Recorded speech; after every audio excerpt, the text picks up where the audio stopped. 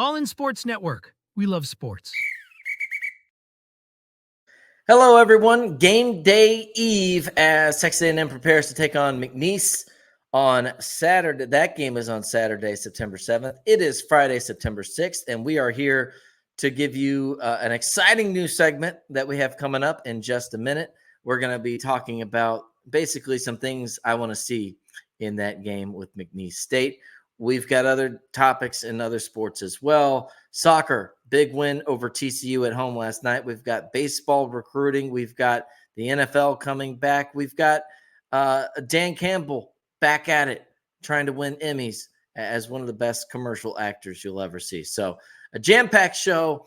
And before we get going, and we will get to it, but please, again, if you could help us out, subscribe, share the show. If you like it, let us know, comment, start the discussion. We had our first comment the other day, big breakthrough, but we want to try to make this the best show we can to provide the best coverage we can across campus at A&M. And I will also tell you, we are rapidly working to improve the production quality of this show, production value, as we say, trying to add more elements, trying to make it just look fresher, cleaner, more, I don't want to say professional. I like to think we're relatively professional as is, but, just make those improvements when we can. So everything you do helps a great deal. And the bigger we get the show, the more we can invest into it, both in terms of time, energy, and all that. So thank you so much. If you like what you're seeing, subscribe and let me know. All right. And now with that, we have the debut today of the Pecking Order. Myself, Ben Peck, if you don't know, this has always been a segment that I have wanted to sort of do. Didn't really know my vision for it or how it would play out or what it would look like, but I think I'm going to do kind of a top 5 countdown of various topics throughout the year as they arise. Today, we're going to do the Pecking Order with the top 5 things I want to see from Texas A&M against McNeese on Saturday. Okay, and again, as we get this going, we'll improve maybe a little open for it, a segment open. We're going to make it look good over time. It'll be kind of just me talking today, but help us make the show better by supporting the show. All right. So now for the debut of the Pecking Order, the 5 things I want to see the most in Texas A&M's game against McNeese State. Number 5, we have Wigman using his legs. This was actually, I thought, relatively a bright spot for Texas A&M against Notre Dame. Wigman, I like the way the Texas A&M stats, they keep their stats on their official kind of box score within the athletic department. They show you how much for rushing, because obviously quarterbacks, sacks count as negative yards lost, but Texas A&M actually breaks it up between gains and losses and then the net results. So you can actually see how Connor Wigman did basically on non-scrambles. Against Notre Dame, 6 rushes for 37 yards if you take out the sack. So pretty good. That is relatively encouraging for me. I thought he looked comfortable on his feet, moving his feet a little too much in the pocket. That's a separate issue. But in terms of moving around, moving the ball, being an option, being versatile, I like what I'm seeing there. Obviously, the next step will be not only, combining it with the passing attack, get the running backs going, get the offensive line, open it up a little more holes, being able to throw on the run. That is something I've kind of picked up on in practice a little bit. You see them work a lot on maybe not throwing on the run, but off-platform throws. I did ask Connor, and I think we talked about it earlier in the week, in terms of him not standing tall in the pocket, being a little shifty with his feet. Was any of that to do with maybe not feeling comfortable, confident in just kind of, being rooted to the spot and maybe taking a hit coming off the injury? Not that there's any pain, but any maybe subconscious thing. He said, no, nothing to do with that. I feel good. I just got to stand in there, be better. Now I will say he was kind of in a taking ownership kind of mood. So I'd love to maybe have him take some truth serum and see if that is still something in the back of his mind, but I'll take him at his word. I think he's feeling good. He looks good, moving around to my liking. Didn't even some of the pressure he kind of walked into, but he did get some pressure and he only got sacked once. And again, moved the ball 6 yards, 6 attempts for 37 yards if you take out the sack. So that's something I want to see. Number 4 on the pecking order, I want to see the offensive line play some bully ball. We saw them have moments against Notre Dame. We saw individual players, individual reps open up holes, creases. I know there's been some footage floating around for like Le'Veon Moss. There's just one run in particular, not to single him out, but like they had a pulling tight end and maybe there was a bigger hole and he chose the other one. So like I know some of it, I guess I'm saying the offensive line, there were maybe times where it didn't show how well they were playing in certain moments. Certainly times where they avoided, maybe they weren't playing great and A&M avoided disaster too. That's certainly true. But I want to see, listen, if you can't bully McNeese or McNeese State, I don't know if they go by McNeese State anymore, but if you can't bully McNeese, obviously you're going to have troubles when you get to the SEC. I want to see, but we've seen it with other schools, mind you. Like we saw Oklahoma have a little protection issues against Temple. Now, granted, that's not FCS, but Temple gave them trouble. If you're a national fan and you watched the game last Thursday with North Dakota State and Colorado, we saw Colorado. Whatever you think of them, had some issues and it made it a little interesting predicting Shadur Sanders. So basically my thing is like, I don't want it to be cute. I don't want it to be close. I want to see against this caliber opponent, the O-line look nasty. I want, I don't know how much of the running backs are going to play individually, like how long they're going to be out there, but I want to see them be able to open up some holes, hit the gaps, get upfield, get chunk plays. I was going to say, like, I'm not going to set a specific number of, like, I want to see Le'Veon Moss rush for 150 yards. Maybe as a team, if you could rush for, 250 or more, that'd be great. And obviously allow no sacks. And really, I think less than the sacks is the pressures, right? Like, that's maybe the more important thing. But I want to see the O-line just dominate, take control. I want to see that it's not just from a physicality standpoint that you can beat up on an FCS opponent, but that like when things are going smooth, when things are going well, everyone knows their role, everyone knows their assignment, everyone understands the scheme, and the challenge is just taking it and moving it up to, a bigger, stronger, faster, more athletic opponent down the road rather than, something like this against an FCS team where you're busting assignments, no one's on the same page, the chemistry is not there. That's what I want to see, that part is as close to peak performance as you can get at this point in the season. Number 3, and this will also tie into number 1, but I want to see the receivers win some battles. Coach Elko talked about the separation of the receivers needed to be better against Notre Dame. Obviously, Notre Dame, elite secondary, maybe the best in the country, could be. I think certainly an argument. Now, against McNeese, kind of the same thing we were talking about with the offensive line. I want them to be able to, show their skill, show that gap against an FCS opponent, show that they understand the scheme, they understand what they're supposed to do. And so then if they struggle against SEC opponents, FBS opponents, we know the issue is less everyone knowing their assignment, their role, but more just the physical, the gap in terms of just athleticism. Right. So I want to see that work out. What I was talking about with Coach Elko, talking about separation, he pointed out, when they say the receivers need to get separation, it's not just the receivers are not doing their job well. That also goes to how we're calling it, our route concepts, how, kind of a coaching standpoint as well. He said it's an across the board thing, I think is the words he used. So I'll give them maybe the benefit of the doubt there to some degree, but I do want to see these wide receivers ball out. I want to see Moose Muhammad, man. We didn't really touch on it, but obviously Moose Muhammad, let's just be honest, was a non-factor against Notre Dame.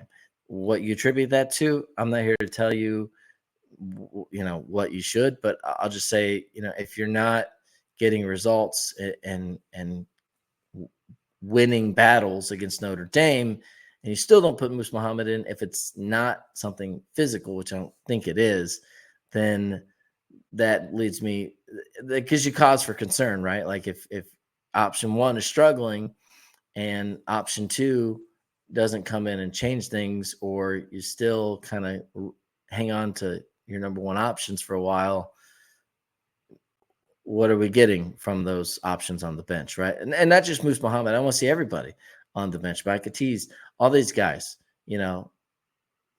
let's push the envelope. Iron sharpens iron. See if we can get multiple guys involved in the passing attack, get those options, and have something to build on going into Gainesville as the Aggies take on Florida next week. Number 2 on the pecking order. I want to see the defense finally get home, man. Guys, gals out there, listen. I want sacks. I want, when we talked about it, just raw sacks are not necessarily the end-all, be-all. They did not do great in that department last year to start off the year. I think they were first 3 games, 2 sacks per game. But I want to see every time they're back there. Clifton McDowell is the quarterback for McNeese. He was at Montana last year. Kind of an interesting journey for him. Goes to Temple, transfers from Temple, goes to Montana. Montana leads him to the FCS National Championship game. Transfers to McNeese. I'm not dug into the circumstances around that. That seems interesting. I don't know why you would leave a good FCS team. I don't know if the coach changed or whatnot. I plead ignorance. Okay, but my point is Clifton McDowell, good quarterback, can move around the pocket. He has some talent. He's an experienced FCS quarterback. He's not an FCS quarterback coming in who's going to have, big eyes, deer in the headlights. He's going to, I think, as ready as you can be. He's going to be ready for the moment. And, not that I expect A&M to necessarily have trouble winning this game, but could I see him being maybe a thorn in your side if you're not playing at the level you're capable of if you're Texas A&M? For sure. But I want to see tackles for loss. I want to see every time he drops back in the pocket, just that he's never able to be comfortable moving around. Like, this should be a game where a lot of guys eat. And, hopefully not just as much as I'd love to see Nick Scorton get 3, 4, 5 sacks and maybe another 2, 3 for Shamar Stewart and Shamar Turner with a couple. Like, I want to see the guys coming in off the bench forcing the issue as well. Obviously, Cassius Howell, he's kind of already in there too, but, Gabriel Brown-Lodindi, DJ Hicks, all these guys. Albert Regis, again, I know he's been in the rotation for a few years as well, but I want to see some of the guys, Malik Silla, who kind of are in and out of the rotation and maybe get a chance at significant playing time and an opportunity for that. I want to see them take advantage. I want to see them go out there and wave after wave. All right. I want to see the defense get home.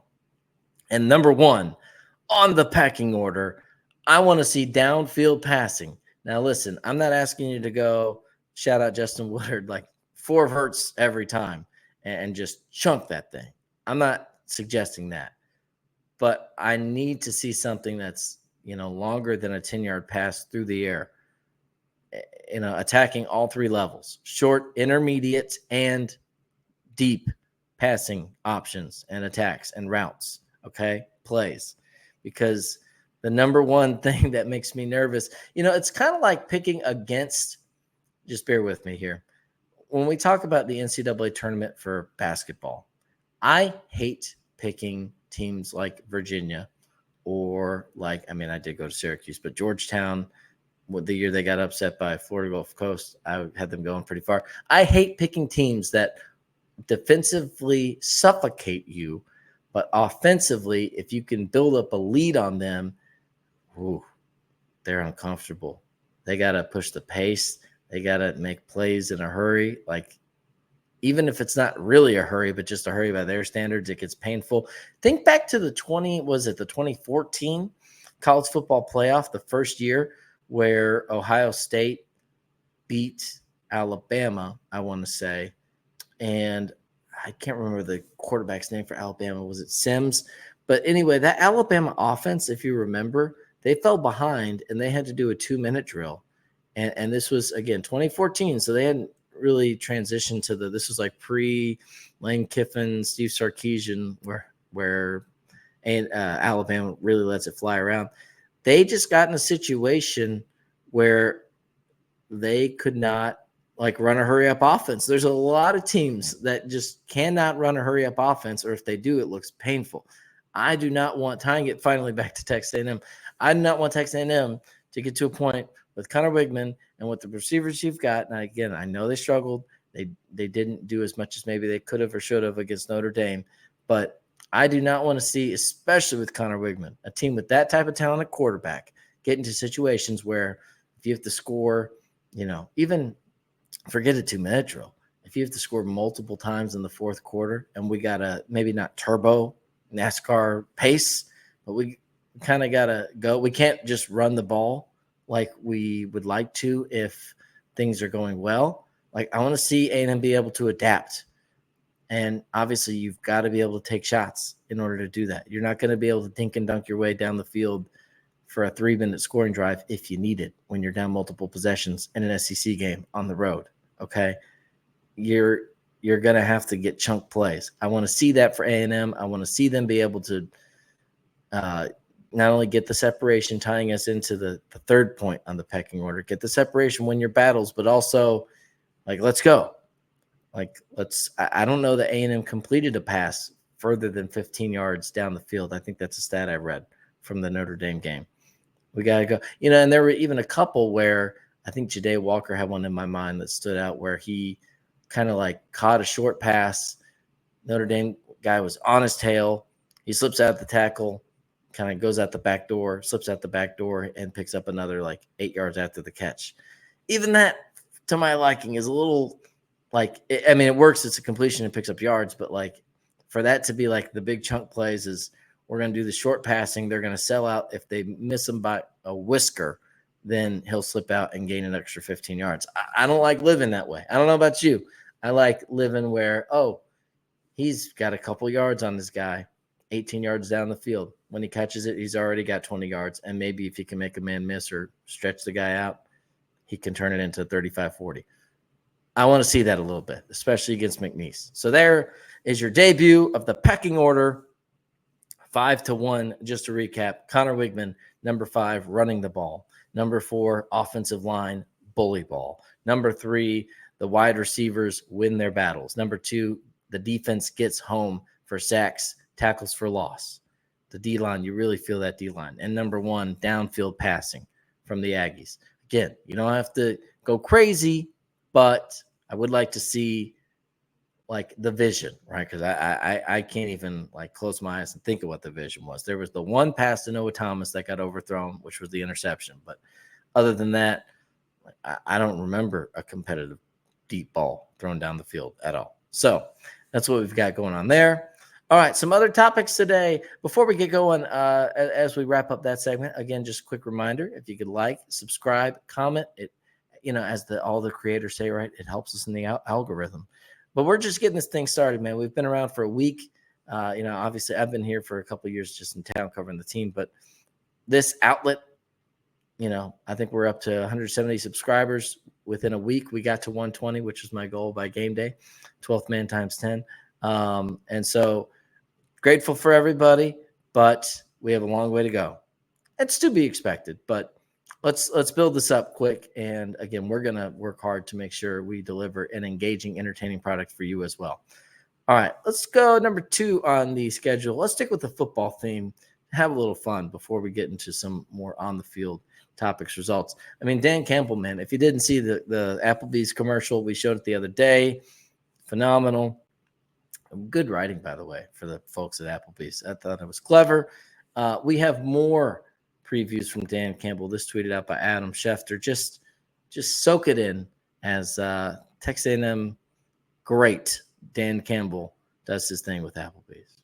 And there's no point in adding the right talent without the right leadership.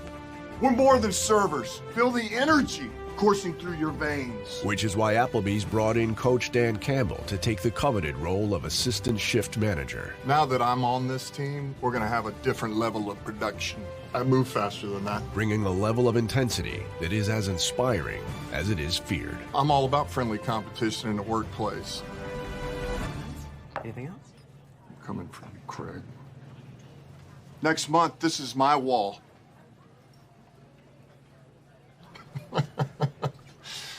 We're going to be working 7 days a week. But yeah, we're about to turn this thing up. Can I just point out that he like looks the part? Like if you were to tell me he like actually does that on the side or he's done that before, I believe you, man. Like I think it's the shift manager part that really sells, right? Like if I saw that guy walking around at Applebee's, I'd be like, yeah, I mean, and he's jacked, right? Not to say you can't be a shift manager at Applebee's and also be jacked. I'm sure they're out there, but I don't know. He looks like he could do it. I mean, if he did like undercover boss and he'd take over for some stuff, I'm sure. I think it's just Dan Campbell, the everyman. He could kind of, obviously do his thing coaching NFL, but you put him in any walk of life, I feel like he could, especially blue collar, he could shine through. And I feel like he'd be fun to work with, by the way, just like not the actor, like acting with him. I'm sure that'd be great too. But I would enjoy going into my shift at Applebee's if Dan Campbell was my shift manager there. He also like goes back and forth where it almost felt like he's breaking character. And then no, it's just that's how he is. So I don't know, just a little fun there. Nothing too serious. Now we'll get to some on the field results, on the pitch results. Let's talk Texas A&M soccer real quick. Big 2-0 win over TCU. This was a game I believe the Aggies dropped last year on the road, at home. We talked about it. They're 2-2 on the year. A loss to Denver that really hurt. And then a loss to Baylor, late loss to Baylor, 1-0. So the Aggies really looking for kind of the first signature win of the season, I would say. And I don't think TCU is necessarily like a top 10 caliber opponent necessarily based off my research, but still a good win. They're better than Fairfield or some of these other teams they bring in. So good for them. Here are the 2 goals. Micaiah McDonald got the first one, and then Nia Pante the second one off the assist from Anderson Williams. This is how the Aggies got it done on Thursday against TCU. Very good back lines, very outstanding, and both of these teams play defense from the front as well. Look at that. Micaiah McDonald cuts through. Shot. Goal! Texas A&M. Micaiah McDonald. What an individual effort from Micaiah McDonald. That's exactly. They cannot be content here just to sit back and absorb pressure. No. And that's a great Long ball forward from Anderson Williams to Pante. Wilkinson going down the middle. Shot. Goal! Texas A&M. On the counterattack. Nia Pante off of the counter. You're exactly right. Just a textbook up back through scenario. Fine Jasmine Wilkerson there as an option as well. So good for the Aggies. 2-0 win over TCU. They will take on Louisiana Tech Sunday. Obviously couldn't be there last night with my day job working at KCN, your wonderful NBC affiliate for Waco and College Station, KAGS as well. Was doing some high school football stuff, so couldn't be out there at Ellis Field. I will be able to be there Sunday, but good for them, and happy to see the Aggies, my first A&M soccer experience of the season, coming up Sunday as they look to move to 4-2. All right, some baseball notes, and this one relates to not just the result of this recruiting, but kind of ties into my vision for this show and things we're going to do down the future. As I mentioned to you earlier, I want to continue working to keep increasing the production value of this show, add little tidbits, just make it look cleaner and fresher, right? Like, as much as I love being on a webcam with kind of a static shot and go to some videos, I want to make it a little more dynamic over time. Again, we're just about a week into this thing, kind of getting our feet set. But as we do, we will continue to spice it up for you. And, like, for example, I was just playing those videos. I was just going to talk over them. Didn't realize you couldn't mute them as we play through them. So just kind of listen to the wonderful commentary there from Will Johnson and the folks at 12th Man Productions. But still getting a handle on things. But listen, let's get to it, though. Baseball. Big commit the other day from Nico Partida. He is from Pearland, Texas, middle infielder. And with that, Texas A&M, this is a list per Prep Baseball Texas. I'm not sure if they're affiliated with any of the major outlets, but they have their list of the best high school prospects in the state of Texas for 2025. And with Partida, A&M has 4 of the top 10. Okay. Number 3, Johnny Slawinski, the third. He is a pitcher from Johnson City. Nico Partita, pitcher shortstop from Pearland in the Houston area. And then number 9, Covenant Christian Academy shortstop Matthew Boughton. And number 10, catcher pitcher Luke Billings from Prosper, rounding out the list. By the way, if you're curious, the other teams on there, I won't go through their players, but Texas has number 1, number 6, LSU number 2, number 5, Tennessee number 7, Kentucky number 8, the number 4 prospect. I was going to say number 4 prospect is uncommitted, but he is now. He's committed to Texas A&M. So as this relates to the show, this is, I talked about it in the trailer and I didn't really clarify it. I talked about how we're going to talk about high school kids and kind of follow the journey all the way through. I didn't clarify. When I say that, what I mean is I want to go out to these games and get like highlights, interviews, footage of these kids before they get to campus. I didn't mean we're just going to sit around and talk about, random commits and just kind of bloviate on stuff, quite honestly, that, maybe you don't have that much knowledge of. I'm saying if we can get out there, and he's a perfect example being in Pearland, right down the road, not only right down the road near Houston, but right down the road from where I grew up in Friendswood, so I can stay with family. Like, I want to be able to get out to, if it's feasible, if we can see him playing a game and catch up with him, show you, how he looks, get you, a better visual than you get from kind of scouting clips online, get a sense, talking to him. That's what I want to do with this show. So I say that to this whole segment to give him a shout out, well-deserved, but also as an insight into how we want to take the show moving forward. Again, we're probably going to be able to do high school stuff starting up closer to the spring. I'm kind of swamped with my Friday Night Lights responsibilities for my television employer. But after that, as we get into the spring, I think I'll be able to get out to some of these, and not just baseball, softball, but all the sports that we can in Texas, in and around College Station. If we can get to them, talk to them. I mentioned, Sam Bennett when he was at Madisonville, men's golfer. Emily Kennedy went to Montgomery Lake Creek, softball pitcher right down the road, Jace LaViolette in Houston. If we can do that moving forward and get out to these games, talk to these athletes, get to know them, we're going to do that and try to use that as a way to separate the show. So it's not just me sitting around talking all the time about Texas A&M. Speaking of baseball, one final tip of the cap as we go. Michael Hellman, his first career hits last night with the Twins. His family in attendance tonight. Hoping to see a big league first. This is up the middle, backhanded by Merwell. Long throw, and it's missed at first base by Aranda, and Hellman is safe. That's it right there. Phone is out. All right, so Michael Hellman, all SEC performer with the Aggies, back under Rob Childress. Good for him. Happy to see it. And, September call-ups. Hope he makes the most of the opportunity, and we'll see if he can stick on a big league roster moving forward. That's all the time we have for you on All In Aggies here Friday, September 6th. Be sure to join us Saturday. I'll have a recap, highlights from the McNeese game, anything else that may arise. I may try to, I'm not sure how I want to tackle it, so we talked to Coach Elko on Monday, and then we can maybe delve into some of what we hear then on Monday, looking ahead to Florida. Sunday, I might save some post-game sound, thoughts, reaction to talk about it there.